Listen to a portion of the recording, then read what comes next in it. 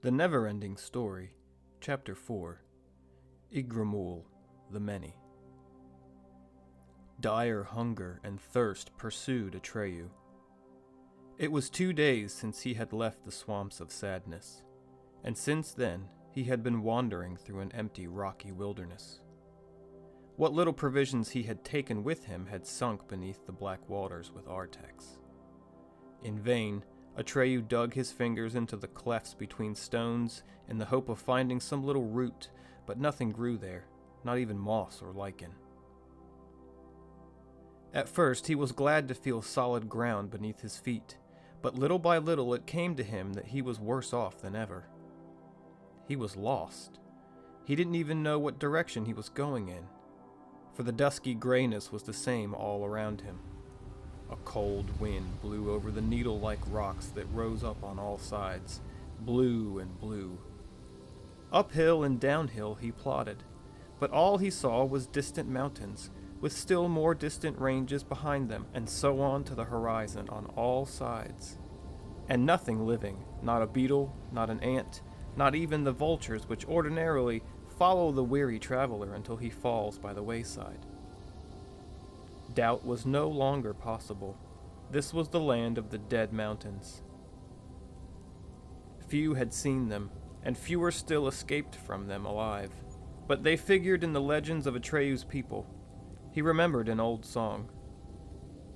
Better the huntsman should perish in the swamps, for in the dead mountains there is a deep, deep chasm, where dwelleth Ygramul the Many, the horror of horrors. Even if Atreyu had wanted to turn back and had known what direction to take, it would not have been possible. He had gone too far, and could only keep on going.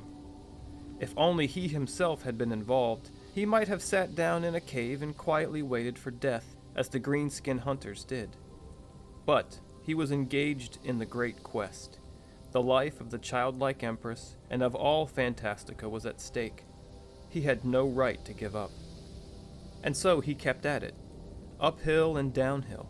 From time to time, he realized that he had long been walking as though in sleep, that his mind had been in other realms, from which they had returned none too willingly. Bastian gave a start. The clock in the belfry struck 1. School was over for the day.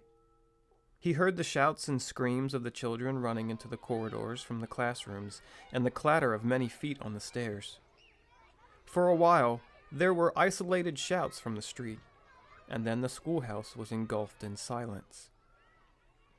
The silence descended on Bastian like a great heavy blanket and threatened to smother him.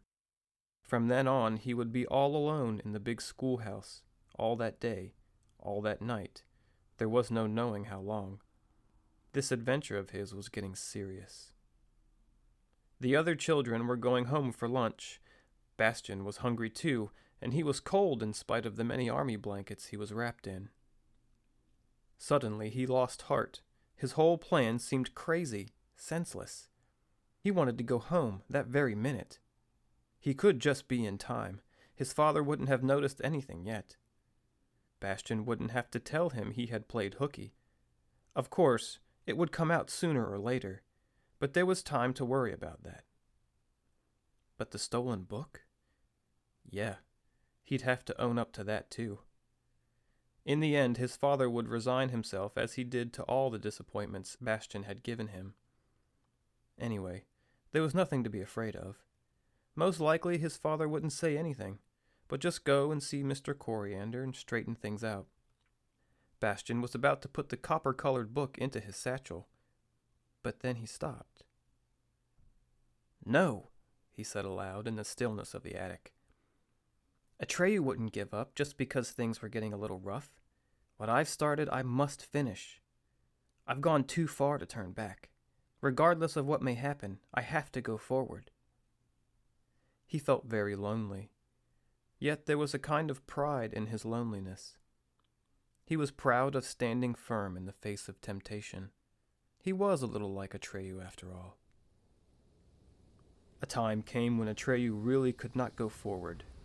Before him lay the deep chasm. The grandiose horror of the sight cannot be described in words. A yawning cleft, perhaps half a mile wide, twined its way through the land of the dead mountains. How deep it might be, there was no way of knowing. Atreyu lay on a spur at the edge of the chasm and stared down into darkness which seemed to extend to the innermost heart of the earth. He picked up a stone, the size of a tennis ball, and hurled it as far as he could. The stone fell and fell, until it was swallowed up in the darkness. Though Atreyu listened a long while, he heard no sound of impact.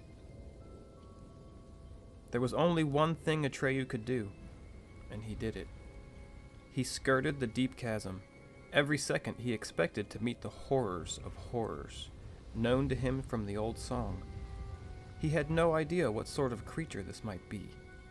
All he knew was that its name was Ygramul. The deep chasm twisted and turned through the mountain waste, and of course there was no path at its edge. Here too there were abrupt rises and falls, and sometimes the ground swayed alarmingly under Atreyu's feet. Sometimes his path was barred by gigantic rock formations, and he would have to feel his way painfully, step by step, around them. Or there would be slopes covered with smooth stones that would start rolling toward the chasm as soon as he set foot on them. More than once, he was within a hair breadth of the edge. If he had known that a pursuer was close behind him and coming closer by the hour, he might have hurried and taken dangerous risks. It was that creature of darkness which had been after him since the start of his journey. Since then, its body had taken on recognizable outlines. It was a pitch-black wolf, the size of an ox. Nose to the ground, it trotted along, following Atreyu's trail through the stony desert of the Dead Mountains. Its tongue hung far out of its mouth, and its terrifying fangs were barred. The freshness of the scent told the wolf that its prey was only a few miles ahead.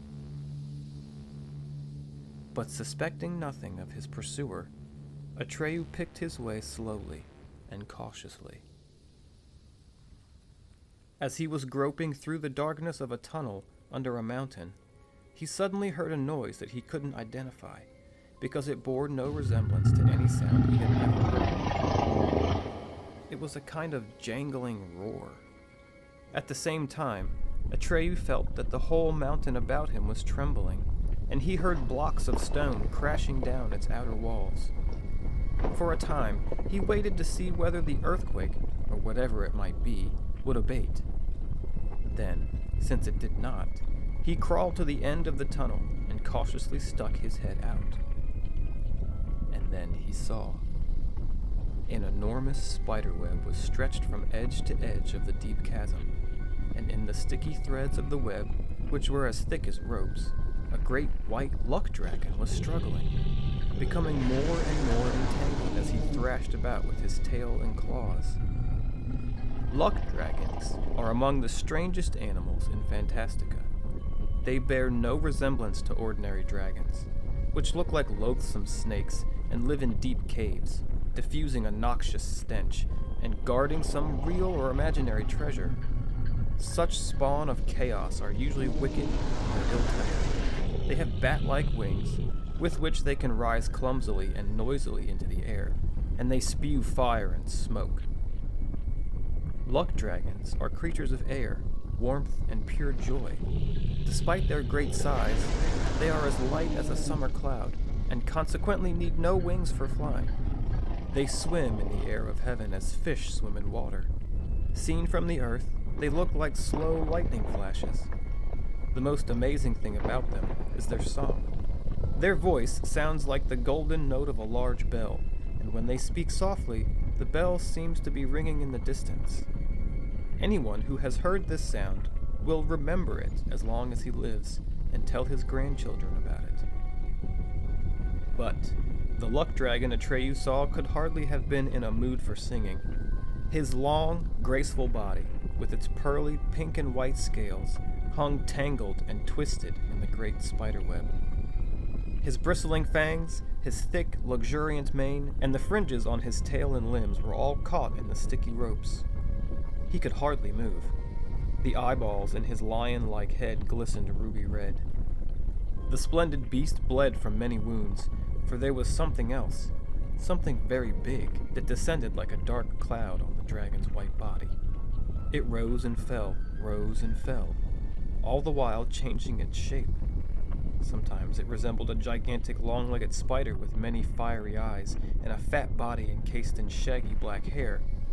And then it became a great hand with long claws that tried to crush the luck dragon.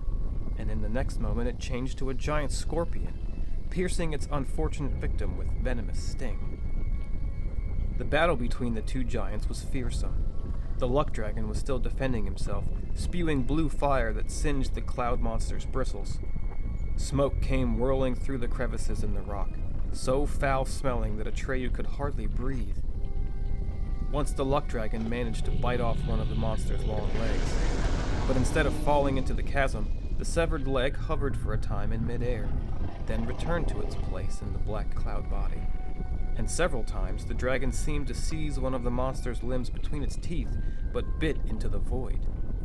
Only then did Atreyu notice that the monster was not a single solid body, but was made up of innumerable small steel-blue insects, which buzzed like angry hornets. It was their compact swarm that kept taking different shapes. This was Ygramul, and now Atreyu knew why she was called the Many. He sprang from his hiding place, reached for the gem, and shouted at the top of his lungs, "Stop! In the name of the childlike empress, stop!" The hissing and roaring of the combatants drowned out his voice. He himself could barely hear it.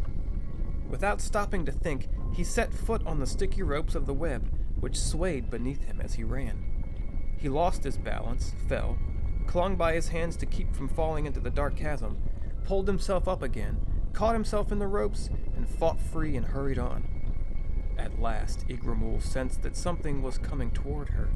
With the speed of lightning, she turned about, confronting Atreyu with an enormous steel-blue face. Her single eye had a vertical pupil, which stared at Atreyu with inconceivable malignancy. A cry of fear escaped Bastian. A cry of terror passed through the ravine and echoed from side to side. Ygramul turned her eye left and right to see if someone else had arrived, for that sound could not have been made by the boy, who stood there as though paralyzed with fear. Could she have heard my cry? Bastian wondered in alarm. But that's not possible. And then Atreyu heard Ygramul's voice. It was very high and slightly hoarse, not at all the right kind of voice for that enormous face. Her lips did not move as she spoke. It was the buzzing of a great swarm of hornets that shaped itself into words. "Two legs," Atreyu heard. "Years upon years of hunger, and now 2 tasty morsels at once. A lucky day for Ygramul." Atreyu needed all his strength to keep his composure. He held the gem up to the monster's one eye and asked, "Do you know this emblem?" "Come closer, 2 legs," buzzed the many voices. "Ygramul doesn't see well."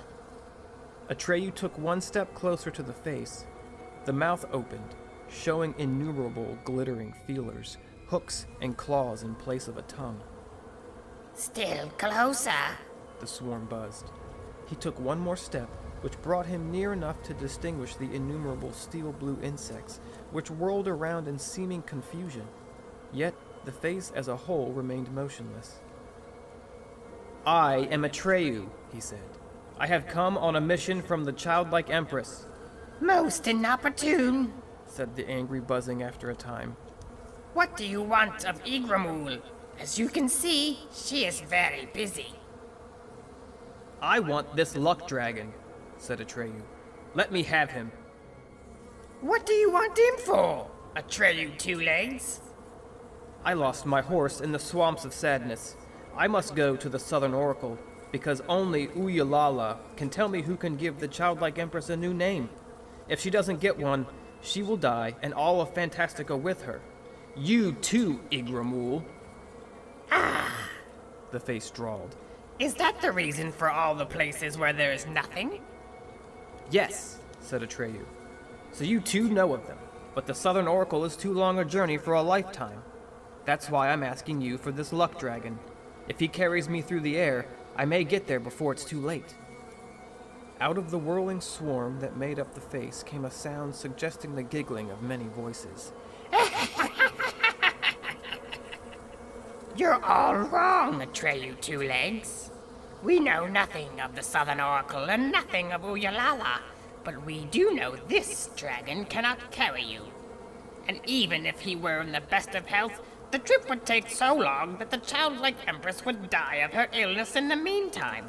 You must measure your quest, Atreyu, in terms not of your own life, but of hers.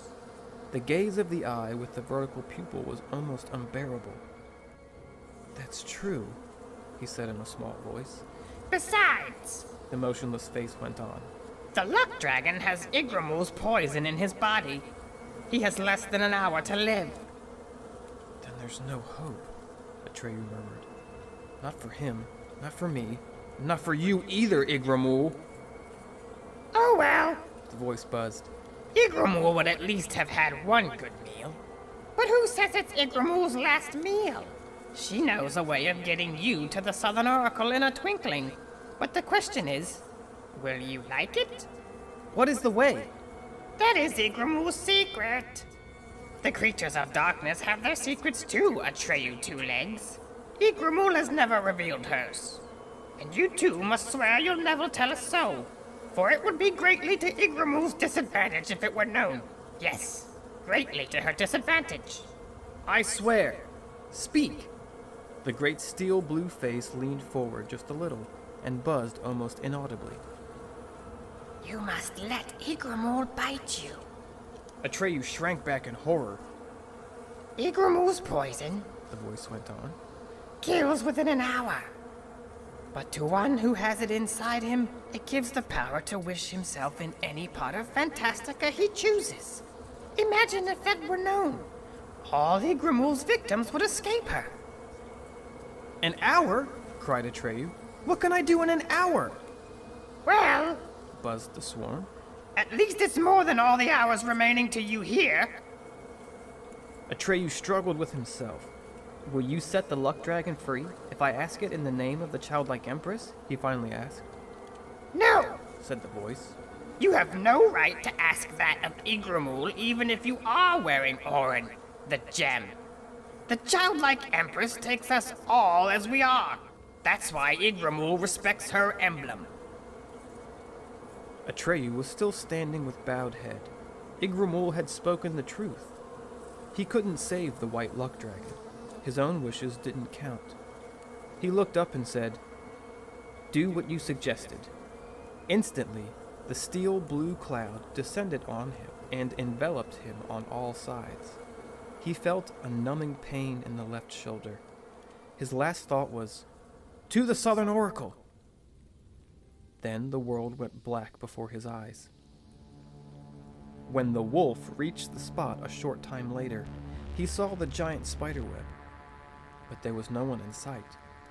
There the trail he had been following broke off, and try as he might, he could not find it again.